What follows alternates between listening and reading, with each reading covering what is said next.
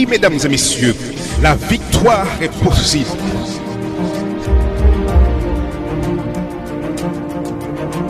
Ne perdez pas espoir.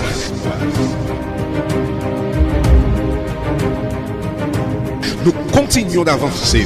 La vie vous met à genoux, mais refusez de rester au sol. Il est vivant. Il est vivant. Il est vivant.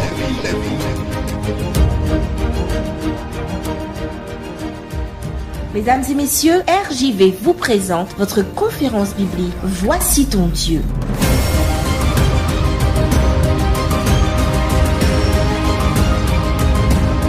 Il est vivant.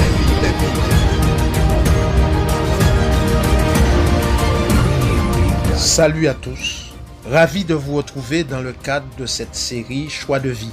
Dans la précédente présentation, nous avons commencé l'étude de la parabole du semeur, première partie. Rappelez-vous que dans cette partie, nous nous sommes arrêtés sur l'image du semeur et sa détermination à semer partout sans choix de terrain, d'où notre questionnement. Quelle est ma perception de Dieu? Comment est-ce que je me sens? Bonne terre, rocaille ou épine?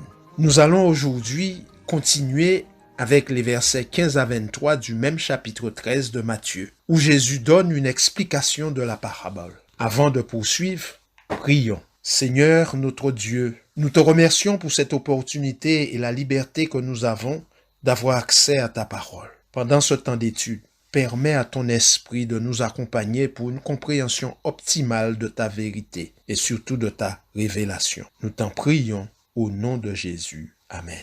Nous poursuivons donc notre étude de la parabole du semeur dans le livre de Matthieu au chapitre 13, les versets 15 à 23. Et nous lisons: « Car le cœur de ce peuple est devenu insensible. Ils ont endurci leurs oreilles et ils ont fermé leurs yeux, de peur qu'ils ne voient de leurs yeux et qu'ils n'entendent de leurs oreilles, qu'ils ne comprennent de leur cœur, qu'ils ne se convertissent et que je ne les guérisse. Mais heureux sont vos yeux parce qu'ils voient et vos oreilles parce qu'elles entendent.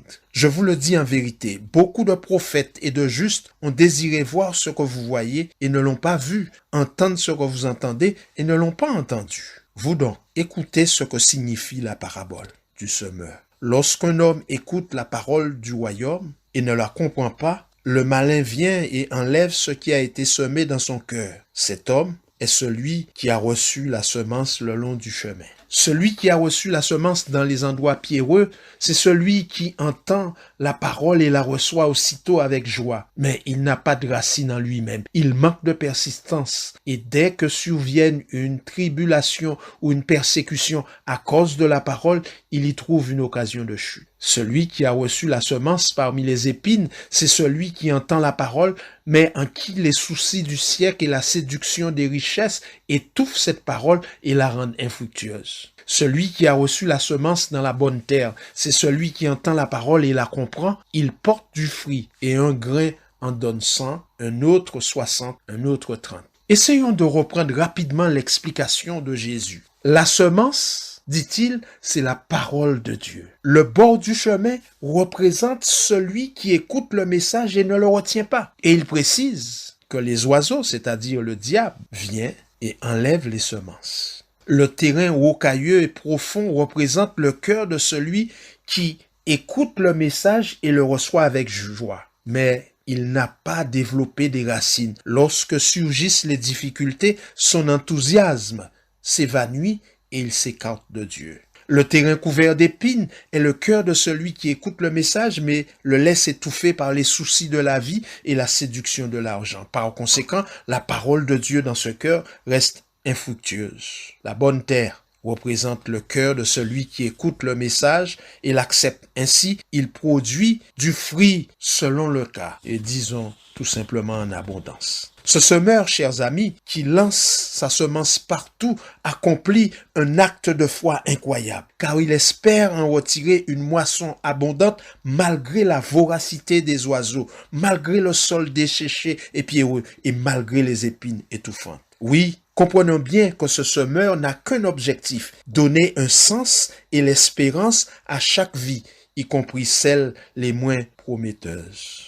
Mesdames, Messieurs, Aucune entreprise au monde n'a été aussi ambitieuse ou généreuse que la sienne. La foi du grand semeur est un défi à notre foi. Je me dis, s'il est si confiant que nos friches peuvent produire de belles récoltes, pourquoi ne pas lui faire confiance pour que ses rêves se réalisent finalement en nous? Voyez-vous, mesdames et messieurs, chers amis, Dieu désire régner dans le cœur de chaque être humain. Par la même occasion, il veut le plein consentement de ses créatures. Et nous, les humains, nous sommes tellement enfoncés dans nos problèmes que nos terrains cultivables, pleins de possibilités, deviennent facilement des rocailles arides ou des fourrés inextricables. Par nos propres ressources, nous ne sommes pas capables de nous rendre fertiles. Et nous ne sommes pas capables de rendre la fertilité souhaitée. Chers amis, la bonne nouvelle annoncée par le Maître, c'est que malgré l'état désespéré de notre terrain, Dieu peut toujours transformer notre cœur en terrain fécond. La relation que Dieu désire renouer avec nous, le Maître dans la parabole l'appelle le règne de Dieu. Le règne de Dieu ou projet divin, c'est la réconciliation entre Dieu qui appelle et l'être humain qui répond à son appel.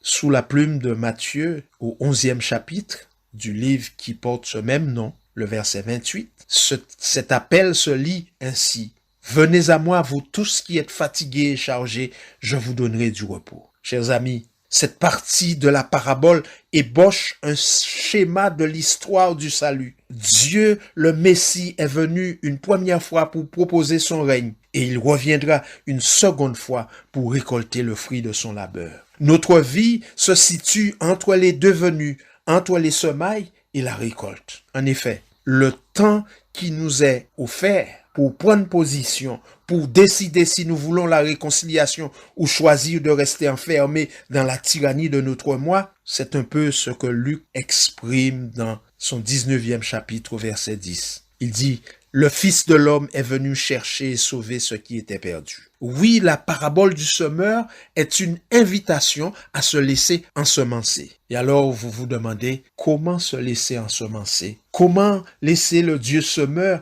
ensemencer notre cœur ou votre cœur?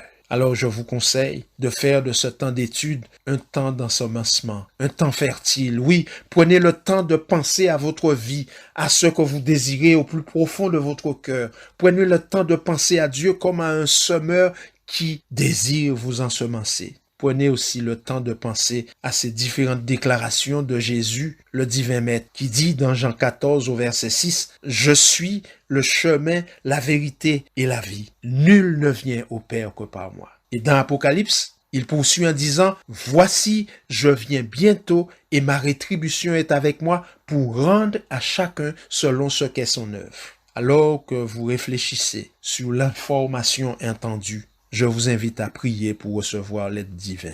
Ô Dieu, notre Père, cette parabole met en évidence ton intérêt pour chaque être humain. Nous prions que ta parole ensemence notre esprit et qu'ainsi elle y apporte paix et espérance. Entends-nous, Seigneur. Nous t'en prions au nom de Jésus. Amen.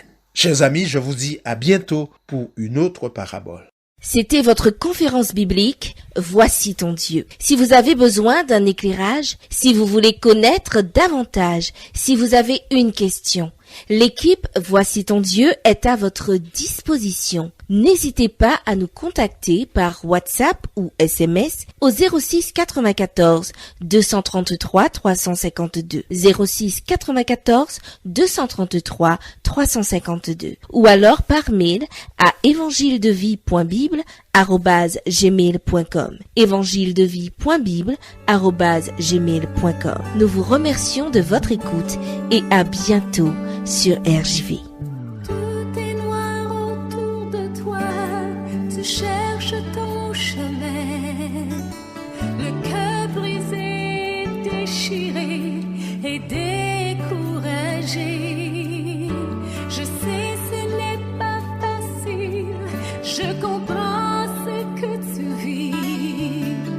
Tu te crois abandonné à combattre une armée.